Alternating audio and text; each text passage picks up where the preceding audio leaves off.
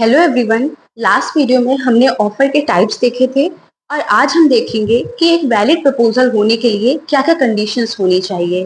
तो जिसमें सबसे पहली कंडीशन है कम्युनिकेशन यानी संचार, मतलब इसे किसी भी तरीके से कम्युनिकेट किया जाना चाहिए।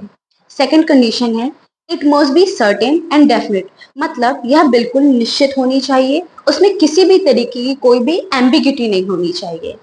थर्ड कंडीशन है must be made to obtain the assent of the party. तो इसे हमने तब भी देखा था जब हम प्रपोजल की डेफिनेशन देख रहे थे, मतलब ऑफर हमेशा सामने वाले की कंसेंट लेने के इरादे से किया गया हो। फोर्थ कंडीशन है there must be an intention to create legal relationship, मतलब यहाँ प्रपोजल करने के पीछे कोई लीगल इंटेंशन जरूर होनी चाहिए। अब हम इन कंडीशंस को एक एक करके देखते हैं, जिसमें पहली कंडीशन है कम्युनिकेशन ऑफ द प्रपोजल। तो कॉन्ट्रैक्ट एक्ट का सेक्शन 3 प्रोवाइड करता है mode of communication of the proposal के बारे में, मतलब एक प्रपोजल को किन किन तरीकों से कम्युनिकेट किया जा सकता है, जिसमें यह बताया गया है कि एक प्रपोजल को या तो किसी कृत्य द्वारा या लोभ द्वारा कम्युनिकेट किया जा सकता है, मतलब बाय एन एक्ट और बाय ओमिशन, किसी भी तरीके से एक प्रपोजल को कम्युनिकेट किया जा सकता है। उसके बाद कॉन्ट्रैक्ट एक्ट का सेक्शन 9 प्रोवाइड करता है कि प्रपोजल को एक्सप्रेसली या इम्प्लाइडली किसी भी तरीके से किया जा सकता है, जहां एक्सप्रेसली का मतलब है या तो लिखित या मौखिक, मतलब रिटन और ओरली, और इम्प्लाइडली का मतलब होता है आचरण द्वारा यानी बाय कंडक्ट। तो मतलब कि प्रपोजल किसी भी मोड से किया जा सकता है, उसके लिए उसका रिटन में होना जरूरी नहीं है।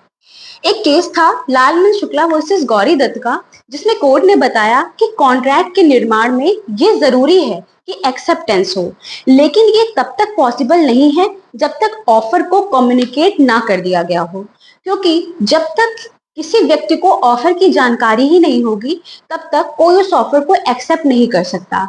इसलिए जरूरी है कि यहाँ पर ऑफर का कम्युनिकेशन जरूर किया गया हो। अब हम आगे देखते हैं कि ये कब माना जाएगा कि ऑफर का कम्युनिकेशन कंप्लीट हो गया है। तो इंडियन कॉन्ट्रैक्ट एक्ट के सेक्शन 4 में ये बताया गया है कि प्रपोजल के कम्युनिकेशन को कब कंप्लीट माना जाएगा। तो इसमें ये बताते हैं कि जब यह उस व्यक्ति के संज्ञान में आ जाएगा जिससे ये ऑफर किया गया है, मतलब when it comes to the knowledge of the person to whom it is made, तब यह मान लिया जाएगा कि ऑफर का जो कम्युनिकेशन है वो कंप्लीट हो गया है। लालमन शुक्ला वर्सेस गौरी दत्त के केस में कोर्ट ने बताया कि प्रपोजल को तब तक एक्सेप्ट नहीं किया जा सकता जब तक यह उसे रिसीव करने वाले व्यक्ति की नॉलेज में ना आ जाए। अब हम एग्जाम्पल के लिए देखते हैं कि ए एक घर बी को बेचने का प्रस्ताव यानी ऑफर देता है, कैसे? एक लेटर के थ्रू। तो यहाँ पर ऑफर की जो कम्युनिकेशन है तब कंप्लीट मानी जाएगी जब वो लेटर बी के पास पहुंच जाएगा और बी उसे पढ़ लेगा, मतलब जैसे ही बी की नॉलेज में आ जाएगा कि ए के द्वारा उसे कोई ऑफर दिया गया है, वैसे ही ऑफर की जो कम्युनिकेशन थी वो कंप्लीट मान ली जाएगी। तो आई होप आपको आज का ये लेक्चर क्लियर होगा। अगर आपको किसी भी तरीके का कोई डाउट है तो आप मुझसे कमेंट सेक्शन में पूछ सकते हैं, and please like share and subscribe. Thank you.